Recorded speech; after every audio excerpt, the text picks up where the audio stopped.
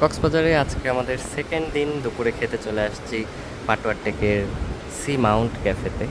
এখানে অনেক সুন্দর পরিবেশ, পাশে পাহাড় দেখা যায়, একদম পাহাড়ের সাথে কোল ঘেঁষে, আবার এই পাশে একদম সাগর এবং ঝড় হচ্ছে, এরকম একটা ওয়েদার। একদম মানে উত্তাল সাগর, সেই ভিউ দেখতে দেখতে এখানে হচ্ছে খাওয়া যায়। মোটামুটি